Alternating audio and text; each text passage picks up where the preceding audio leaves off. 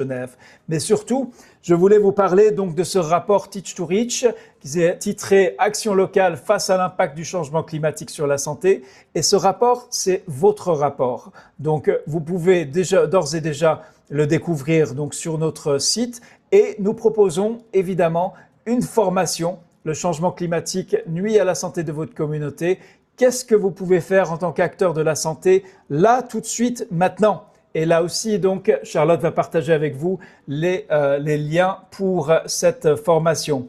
Donc, et maintenant, pour terminer cette séquence, je voulais déjà vous donner un aperçu des apprentissages, des premiers enseignements de ce rapport. Si vous vous souvenez, il y a quelques semaines, lors d'un précédent événement de lancement de Teach to Reach, vous avez présenté les premiers enseignements du rapport sur le paludisme. Vous avez également le lien et je vous invite à lire les articles qui y sont consacrés. Allez chercher le rapport si vraiment cette question vous préoccupe parce que, en tant qu'acteur de la santé, vous êtes témoin de toutes les façons dont le changement climatique nuit à la santé de la population dont vous êtes au service. Donc, c'est parti. Tout d'abord, lire ces résultats avec prudence. Lorsque vous consultez ces rapports, eh bien, ils recueillent des expériences vécues et comme toutes les formes de données de preuves, ces expériences vécues ont des limites. Ils montrent quoi tester, quoi financer, mais ne montrent pas quoi croire les yeux fermés.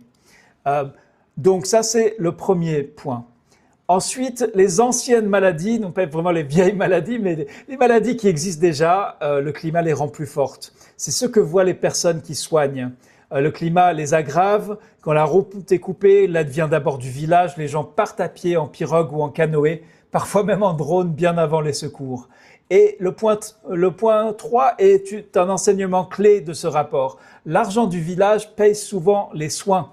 Les caisses de solidarité, l'épargne du village paye des soins que l'État ne voit pas, qui participent, qui aident la communauté à répondre à ces impacts du changement climatique sur la santé. Donc les villages, les communautés locales font 14, elles agissent. Les jeunes à vélo, des sages-femmes du village, des équipes de volontaires sauvent des vies et le téléphone, les réseaux aident déjà à soigner.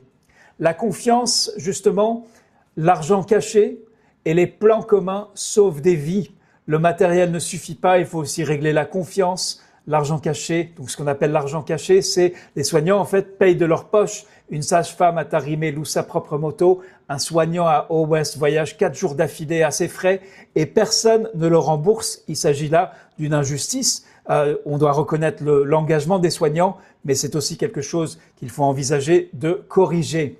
Et il y a des choses que si vous travaillez au niveau du village, du district, vous êtes en mesure de faire. Tout ce que vous pouvez créer en temps calme, renforce votre préparation et peuvent devenir des outils quand la route se ferme, quand la catastrophe arrive, quand les inondations, les pluies, la sécheresse, quelle que soit la nature de la catastrophe liée au changement climatique, elle va pas améliorer la santé et du coup, il vaut mieux prendre les devants. Si vous êtes responsable, planificateur, par exemple médecin chef de district, ou si vous travaillez au niveau national, eh bien, 5 façons de voir et surtout de payer ce qui marche déjà. Le dévouement des soignants, c'est une aide cachée en fait, qui aide le système de santé à se maintenir, à résister à ces impacts du changement climatique sur la santé de la population. Et pour les responsables et les planificateurs, le message clé de ce rapport, c'est vous pouvez choisir d'en faire une ligne de budget plutôt que de laisser en fait la population et les acteurs de la santé livrés à eux-mêmes, livrés avec les moyens du bord pour faire face à tous ces défis. Et enfin, pour les partenaires internationaux, là, il y a 5 changements pour passer des belles paroles à l'investissement concret. Le travail est déjà fait sur le terrain. Il faut maintenant le voir, le payer pour le protéger. Voilà donc quelques-uns des enseignements de ce rapport. Donc, sur le climat et la santé, on vous invite déjà à récupérer le rapport, le consulter, lire les articles qui sont avant. Et puis, si cette question vous préoccupe parce que vous êtes témoin de ces impacts, eh bien à ce moment-là, rejoignez cette formation. Là aussi, c'est le même principe. La formation démarre quand un nombre suffisant d'apprenants y est inscrit. Donc, c'est aussi entre vos mains quand cette formation sera lancée. Alors, je crois que là, on a plusieurs... Oui, voilà. Voilà donc sur le climat et la santé. On organisera, il me semble, une séance vraiment pour restituer avec plus de temps, en invitant donc toutes les personnes qui sont des contributeurs à ce rapport, à nous rejoindre pour une séance, peut-être celle du 2 juillet, mais peut-être aussi, si l'intérêt est suffisant, on organisera une séance dédiée à ce thème, parce que c'est vraiment un des thèmes qui va compter dans les années qui viennent. Cela est certain.